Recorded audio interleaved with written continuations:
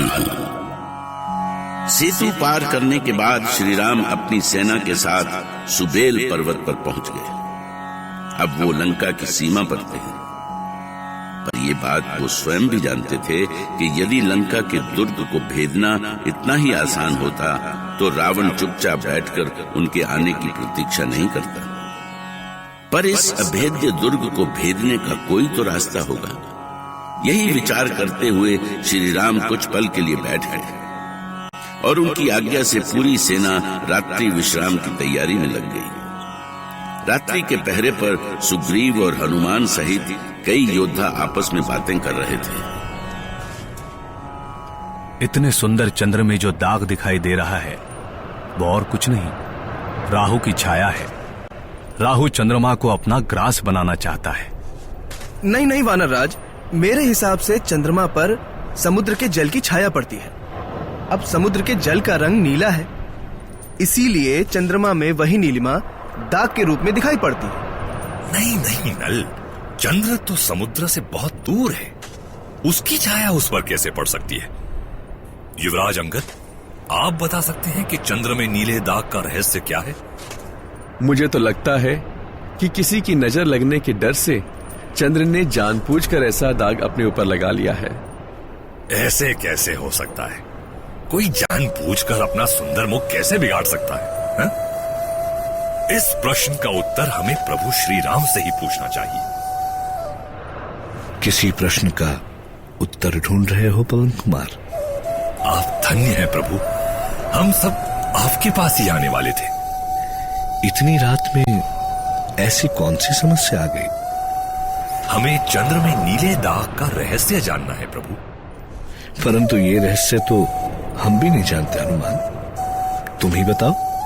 प्रभु, मैंने तो सोच लिया है, पर मैं आपके मुख से सुनना चाहता था। पर हम तुम्हारे मुख से सुनना चाहते हैं हनुमान। प्रभु, चंद्रमा आपका भक्त है। आपकी सुंदर श्यामल मूरत उसके हृदय में निवास करती है। वही श्यामल रंग चंद्र में झलक रहा है। क्या उत्तर दिया है पवन पुत्र ने! विलक्षण! पवन पुत्र हनुमान की जय! अंजनी पुत्र हनुमान की जय!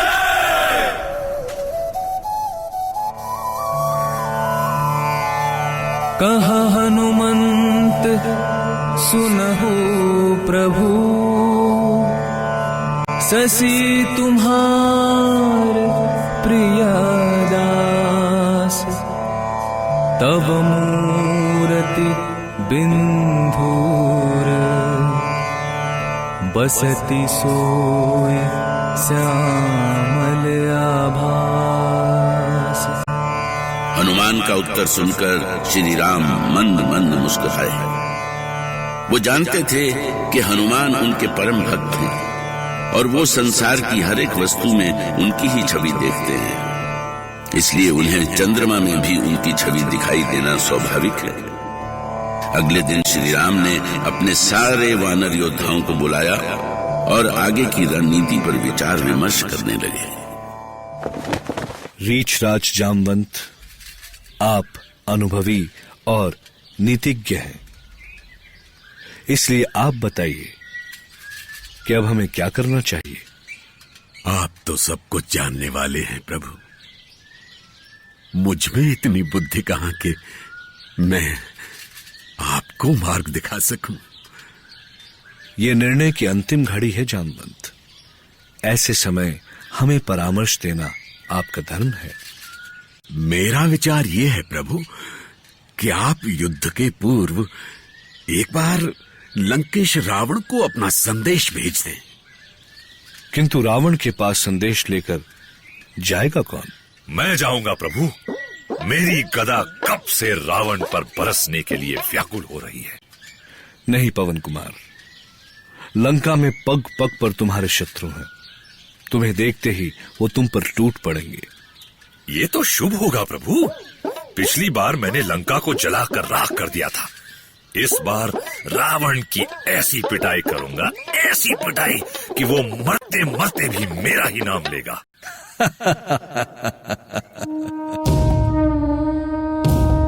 मैंने दशा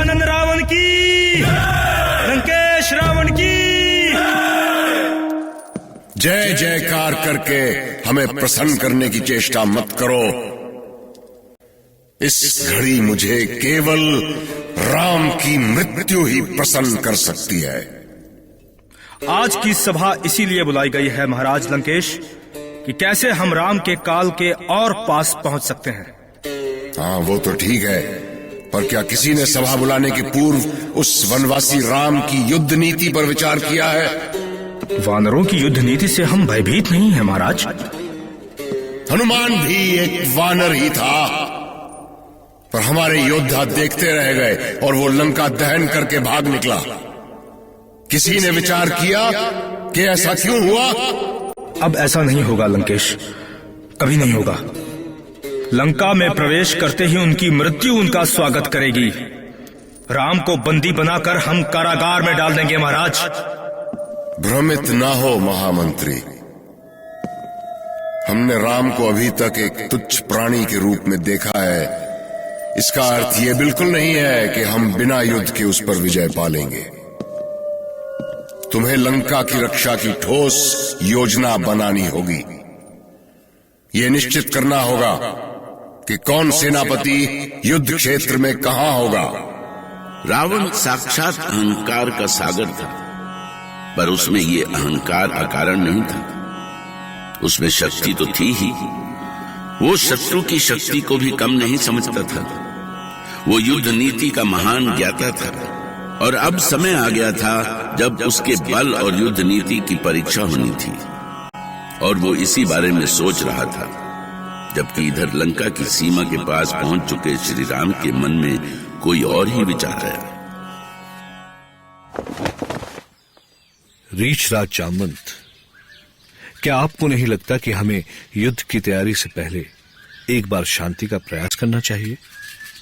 एक बार समझौते का प्रयास तो अवश्य करना चाहिए प्रभु।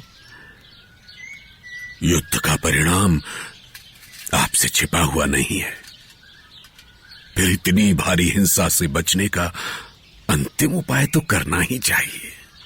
हो सकता है कि रावण मान जाए और देवी सीता को वापस कर दे। तो ठीक है, इसके लिए हम युवराज अंगद को रावण के पास भेजते हैं। अहो भाग्य हमारे, आशीर्वाद दे प्रभु। मैं अभी इसी क्षण लंका के लिए प्रस्थान करता हूं। विजयी हो। हम तुम्हारी यात्रा की मंगल कामना करते हैं युवराज अंगद। जय श्री राम। भैया, आपने युवराज अंगद को रावण के पास भेज तो दिया, किंतु युवराज कहीं अति उत्साह में रावण से झगड़ पड़े तो क्या होगा? अंगद वानरराज बाली का पुत्र है लक्ष्मण। वो नीति अनीति और धर्म अधर्म का भेद भली भांति जानता है। वो ऐसी कोई भूल नहीं कर सकता जिसके कारण वो संकट में पड़ जाए। किंतु मुझे आशंका हो रही है भैया, यदि स्वयं वानरराज हनुमान लंका जाते तो वो गंभीरता से वार्ता करते और आवश्यकता के अनुसार युद्ध भी करते। तुम नहीं जानते लक्ष्मण कि अंगद के पिता बाली को रावण भली भांति जानता है। वो उसके बल से भी भली भांति परिचित है। किंतु रावण अंगद का बल तो नहीं जानता भैया। जो पिता की शक्ति जानता हो वो पुत्र को कैसे नकार सकता है? तो क्या बाली रावण से अधिक शक्तिशाली था? बाली ने रावण को बुरी तरह से परास्त किया था लक्ष्मण। अपनी शक्ति सिद्ध करने के लिए वो स्वयं किष्किंधा गया था। तो क्या बाली सचमुच? हाँ लक्ष्मण, बाली की प्रसिद्धि की चर्चा रावण ने महर्षि मतंग के आश्रम में सुनी थी।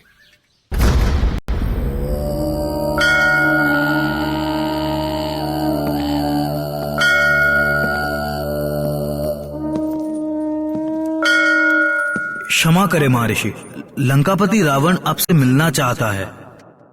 लंकापति रावण इस क्षेत्र में? परंतु वो तो ऋषियों और महर्षियों का शत्रु है। नहीं महर्षि नहीं, ये सच नहीं है। हमने तो यही सुना है लंकेश। केवल सुना है, देखा नहीं है महर्षि मतंग। तो क्या यह असत्य है कि लंकेश के अनुचरों ने दंडकारण्य में ऋषियों का जीना दुर्लभ कर रखा है? हम पाखंड के विरुद्ध हैं महर्षि। जो ऋषि भोली भाली प्रजा को भ्रमित कर धन इकट्ठा करते हैं, हम उन्हें दंडित करते हैं। तो यहां क्यों आए हो? हमने सुना है कि बाली नाम के एक वानर को अपनी शक्ति पर बहुत अहंकार हो गया है। उसने हमारे 2 अनुचरों का वध कर दिया है। हम उसका बल जानना चाहते हैं। किंतु इस पंपा क्षेत्र में उसका प्रवेश वर्जित है। मेरे शाप के कारण वो यहां नहीं आ सकता।